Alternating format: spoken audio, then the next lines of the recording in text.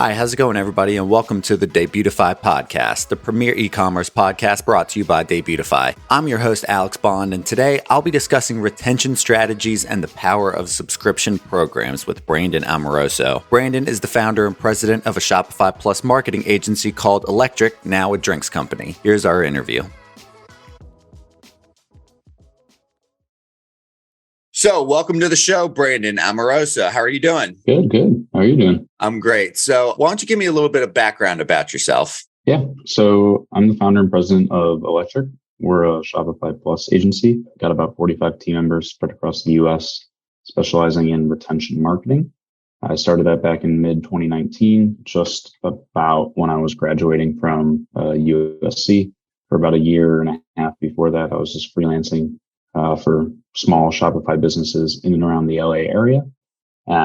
And then for the past 3 years, we've just been growing and scaling, learning a whole lot along the way. We were acquired at the end of April of this year by a beverage technology company and helped launch Shopify for wine at the end of July.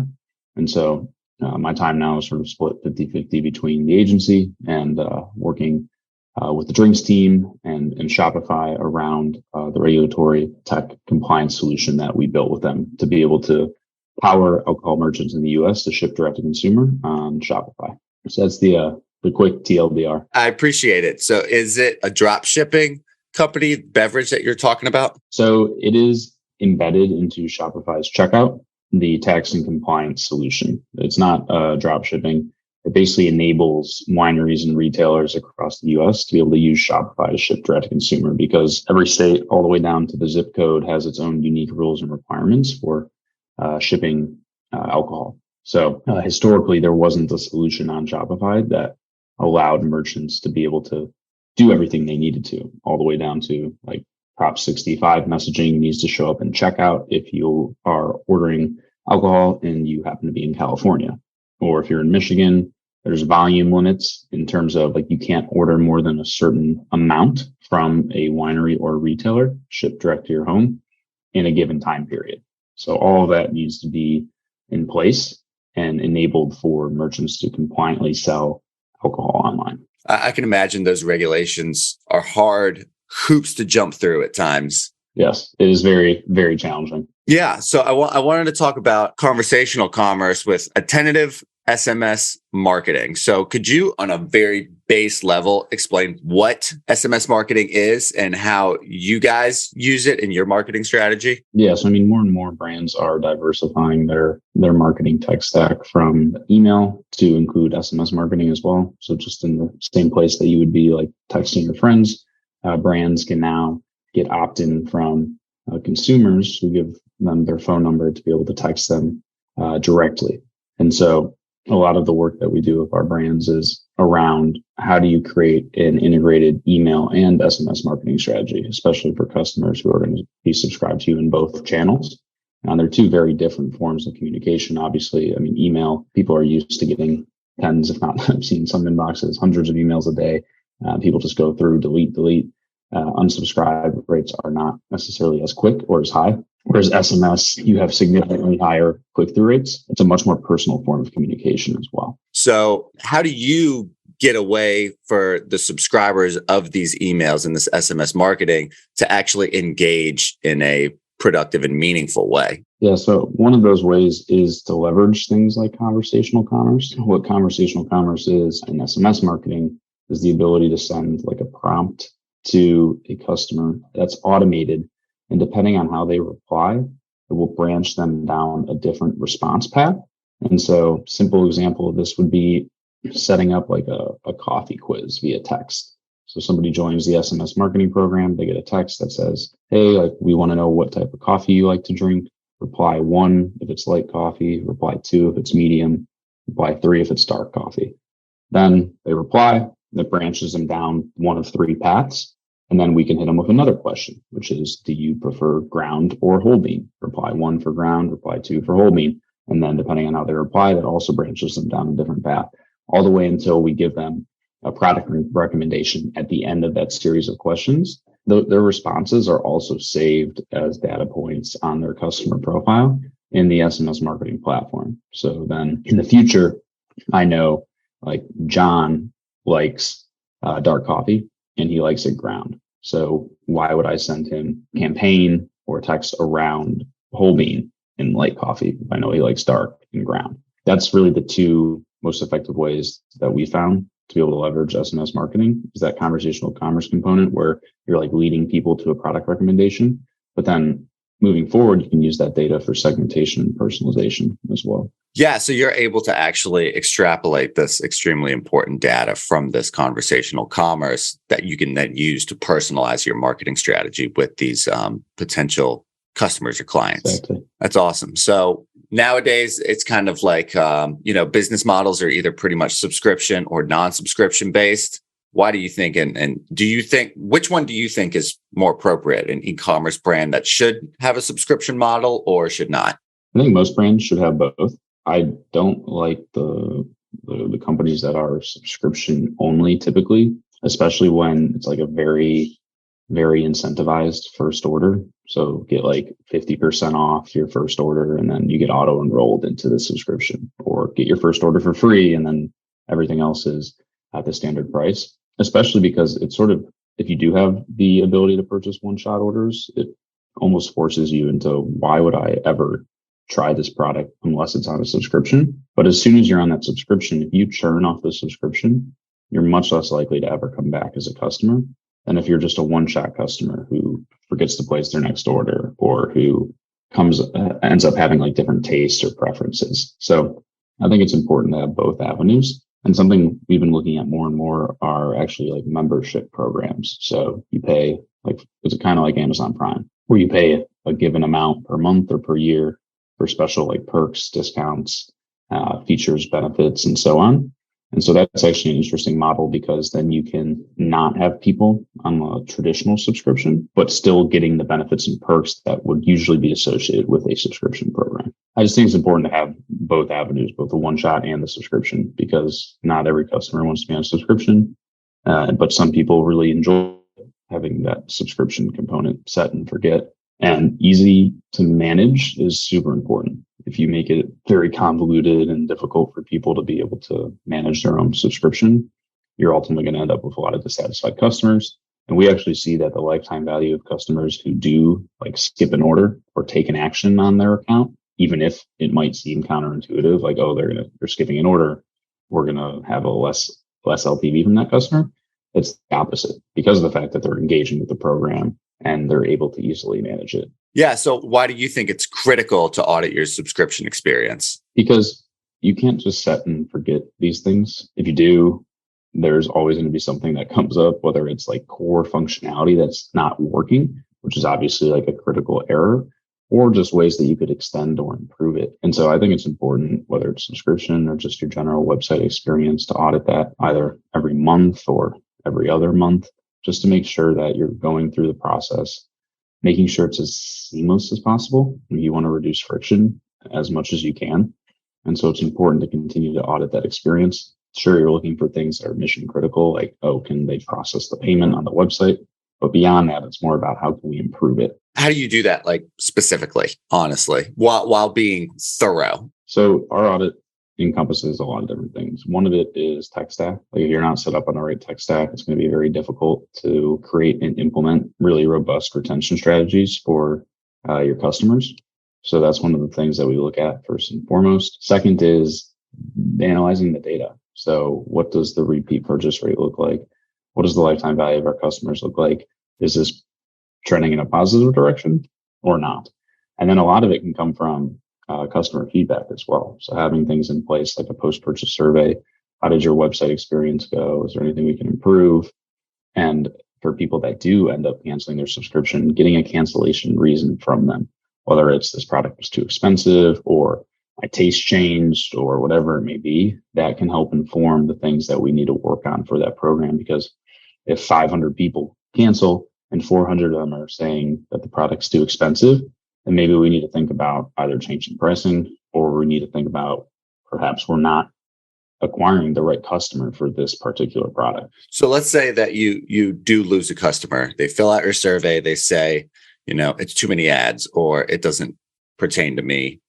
whatever they say, is that customer now just lost? You'll never be able to get them back. How can you actually get them back after, say, they might have a bad experience or they kind of floated away? Yeah. So if they cancel, we always have like a cancellation win back flow set up, whether it's incentivizing them to come back with an additional discount or some sort of messaging around that. And then they'll sort of live in a segment in our CRM platform that is canceled subscription customers. And so we know that they used to be on a subscription, but not anymore. And so we'll communicate with them differently in our campaigns and one-time messaging that goes out in the future. But it is significantly harder to get them back than it is to say a one-shot customer who just happened to forget to order in the past like 90 days or 120 days and then hitting them with messaging, reminding them to do so. And that's why it's so important to have sort of like cancellation retention tactics in place within your portal so that somebody logs in, they go to cancel a subscription, and then they select the reason this is too expensive. Maybe you surface a pop-up that shows, hey, actually, we'll give you 10% off for the rest of your subscription if you stay active. Just click this button or whatever. They click it, great, they've been retained. They don't, then it's going to be significantly harder to get them to come back. So there's a lot of things sort of in the platform that we want to put in place to try and make it as sticky as possible. No, that's smart. So when it comes to your competition or other brands, what are some things that they mistake or get wrong about loyalty programs? Yeah, so loyalty programs are tricky because a lot of brands have just sort of thrown them up on their website. There's a lot of plug and play solutions on Shopify, for example, that allow you to stand up a loyalty program pretty easily. But if it's not embedded into the actual customer journey, and it's more so just sort of thrown up there, and you're not going to get the adoption that you need from your customers in order for it to sort of prove out its worth. It needs to be in the checkout process. It needs to be in your customer welcome email. You need to have it in your transactional communications. You need to remind people in the campaigns and messages that they get sent, hey, you have this much store credit left, or you have this many points left, or hey, you actually haven't created an account yet. Go create one because this is all the things that you're now going to get access to. If you just throw it up there, like the little widget in the bottom left corner of your site, it's not really going to do anything. There's been sort of mixed message. I'd say there's been messaging around like an increase in retention and LTV just as a byproduct of adding a loyalty program to your site. But that's not the case. The only way to truly get that is to leverage it as a way in your email, SMS, push, direct mail communications to get customers back to the site and engaging with it. If you don't have all those pieces in place, then it's just going to be an expensive software that's sitting on your site that's not really doing a whole lot for you. And I want to build on that a little bit. So, I was talking with Nigel Thomas, our last episode. He was much more motivated on customer retention rather than customer acquisition. How do we grow DTC businesses using kind of like customer lifecycle as a focus rather than customer acquisition? Yeah. So more and more, you're seeing a transition to retention because the cost of acquiring customers is getting so much more expensive. You really need to be, especially as there's more and more competition in any given category, there has to be a focus on how do we differentiate ourselves from the rest of the competition. And having a really strong LTV is a great signal of business health because it means your customers are coming back, they're buying from you, they enjoy the product. I'd rather have a higher CAC and a higher LTV than a lower CAC and a lower LTV because the higher LTV shows that you are a brand that people want to continue to purchase from and you're attracting higher quality customers as well. And also the more LTV you can get, the more wiggle room you have to test when it comes to acquiring customers. Because if your LTV is $500, whether you're acquiring customers for $50 or $100, there's more flexibility and room there to test with different media channels and to go out and say, we're going to do a strategic deployment of a direct mail campaign to see if that might have some legs. The higher the LTV, the easier your life just gets across the board. That makes a lot of sense to me. We've heard a lot about right around now, Generation Z has started entering the workplace. I'm a millennial myself, but Generation Z started to enter the workplace. We hear a lot about it on, finance news and whatnot, but not a lot of information is given about Generation Z building workplaces and businesses that go against. I assume you're also a millennial. I actually in the Gen Z category. You are in the Gen Z category. Amazing. All right, older, that's perfect. But yes. You're on the older side of it. So how do we kind of parse through that then? So what has your strategy been? Is there kind of like a certain way of thinking that you align to that Generation Z doesn't align to, or kind of what are your thoughts on, that cultural significance? The easiest way to think about it is it's just a non-traditional sort of workplace and environment that I think we typically thrive in. And we have higher expectations around what we should be accountable for and contributing to the larger sum of the company. At least for me, that was one of the reasons why I wanted to start Electriq, is I didn't want to be sort of boxed into a narrow scope and role within a giant organization that was hesitant to change or didn't really look towards people with less experience, as maybe their opinion isn't as valuable, or here you really just need to focus on like training and getting that experience before you can have a seat at the table, which for me, it has less to do with experience and more about who's going to put in the work and effort and has nice, like sort of good and innovative ideas. That's what I value more than anything. It could be 15 years old or 100. It doesn't really matter. And I think having a combination of those different viewpoints and experiences is also important as well. Like if you have a team of just a bunch of 55-year-olds, or if you have a team of just a bunch of 20-year-olds, you're going to sort of not have that full perspective from a generational standpoint that I think is important, because different generations interact and engage with things in different ways. So what I'm hearing you say, Brandon, is that you're an advocate for diversity. Yes, just in everything I think is important. But I also don't think it makes sense to like force yourself to have it either, because like when we went about hiring for Electriq, it was sort of who's the best fit in terms of skill and capabilities and who's the best fit in terms of culture. However, everything else fell. It just happened to be that because of the fact that we went about hiring in that way, we ended up with a very like sort of unique, creative and diverse team. So have you noticed any sort of like specific trends in terms of ways of thinking between, your generation, millennials, Generation X, in the workplace, or is it really more solution focused? Are there any sort of obstacles that come with diversity? Work has meant different things for different generations, especially now where work is, I feel like it's becoming almost a little bit less of employees' identities because they're remote. And so it's not like you're going into this office every week at 5, clocking in, clocking out, which I think it has pros and cons. Pros being really a lot of flexibility. It rewards those that are self-starters and are able to be autonomous.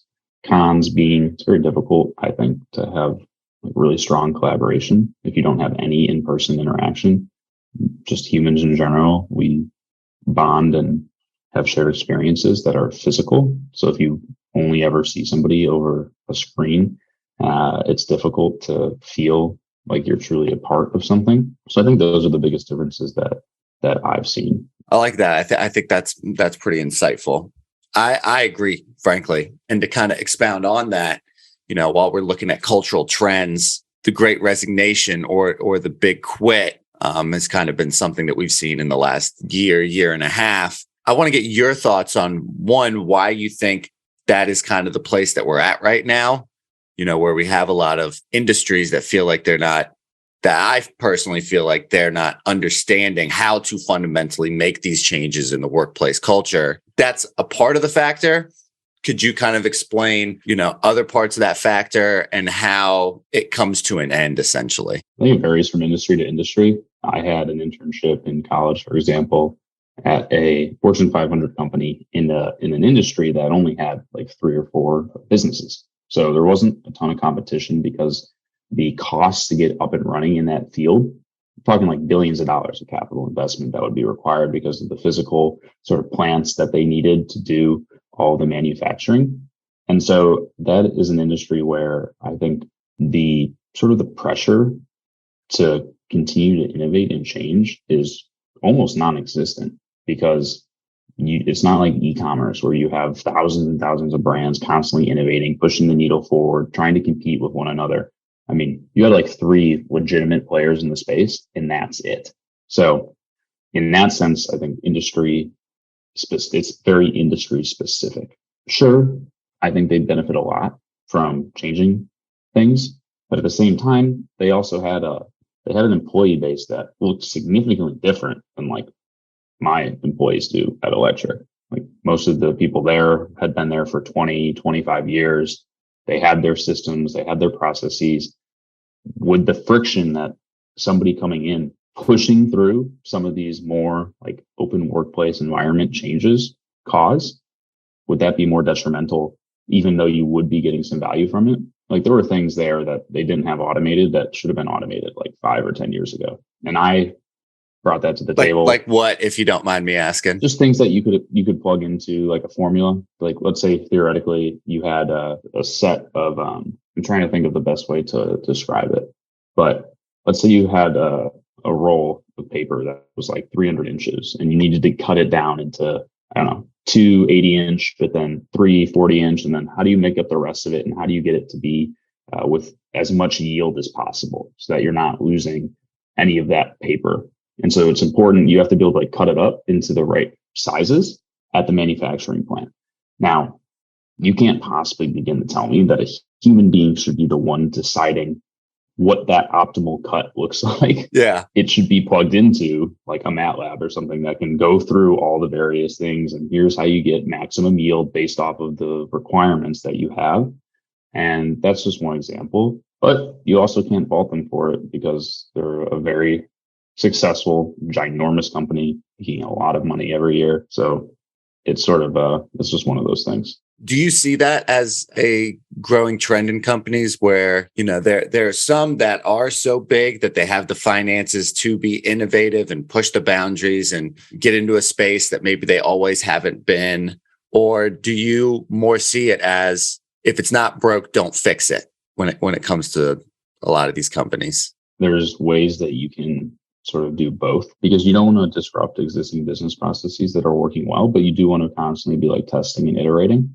So you could think of it the same way as you think of like an e-commerce website. Maybe you run a test and you only send 5 or 10% of your site traffic to that test. Then if it works, then you open it up to a larger sample size and then maybe you roll it out to the entire thing. That's the same way that I would think about innovating in a very large company that has a lot to lose. I don't know, let's just say it's like a 1,000-person marketing agency. You want to test a potential like new onboarding process. Do it with a small sample size, see how it works before deciding to roll it out to the entire organization. Whereas on our side, we're not ginormous. So being at 45 team members, we have less risk, like less innovation risk.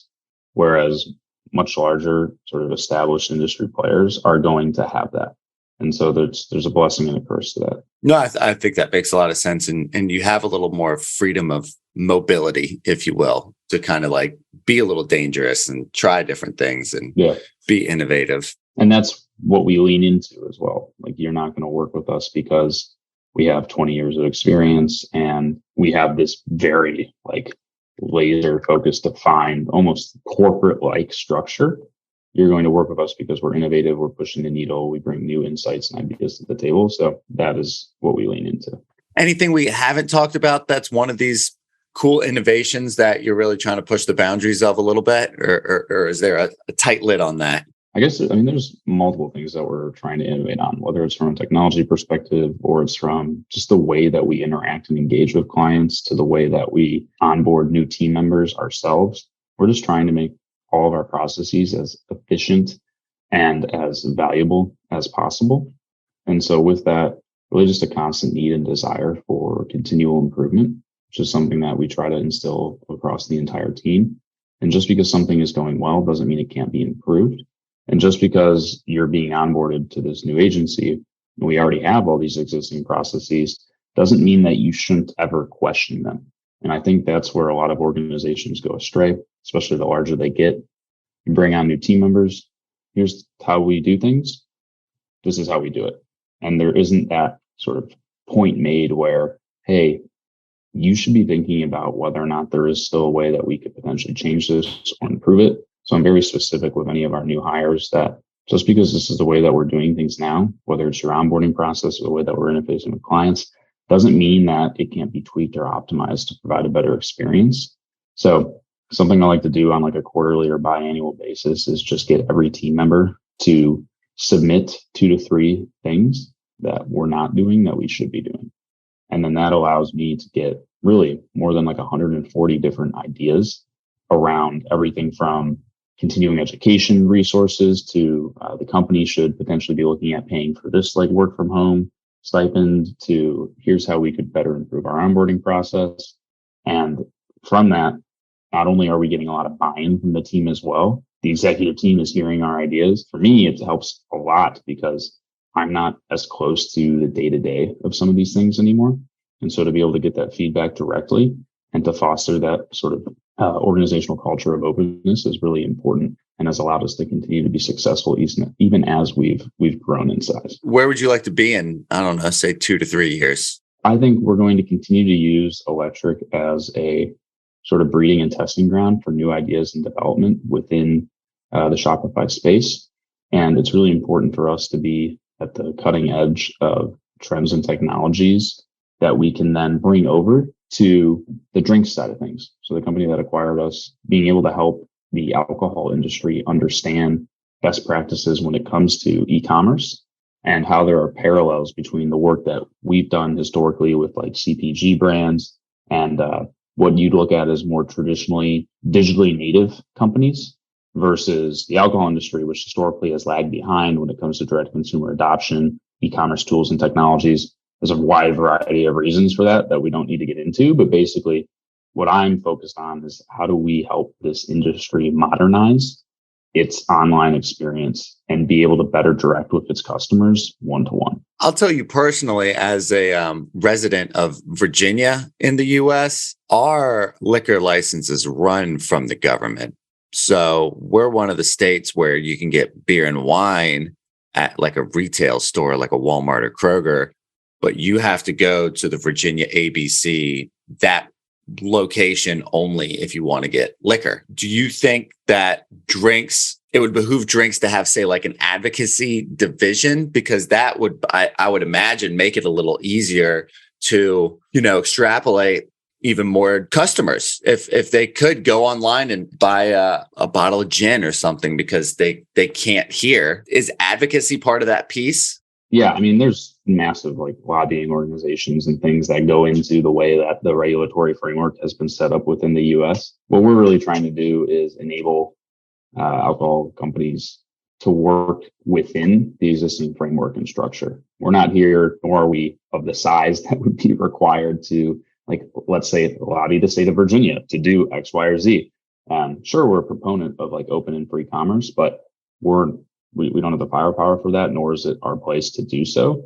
It's more so here are the laws in Virginia right now. How do we help alcohol companies navigate them successfully to be able to go direct to consumer? I mean, for wine, it's significantly easier than the other beverage categories. So that's where we started, and that's what we're most focused on right now. But the other ones, you're getting more and more sort of ground roots pressure from these companies. And it's going to happen by itself. Now, it'll take tens of years. I mean, if you look at alcohol regulations in the U.S., it is extremely slow moving when it comes to any changes coming across. Naturally, just like with anything, there's going to be sort of a push and a migration to more openness than anything. And that's with a lot of industries. I mean, the ones that have been around for so long don't like change because it means that the people in charge are going to have to give away a little bit of, a little piece of their pie. So I want to start wrapping up a little bit and ask you the question we always ask at the end of our show is, being in the e-commerce space, being as busy as you are, how do you spend your free time? How do you retain your sanity in such a busy world?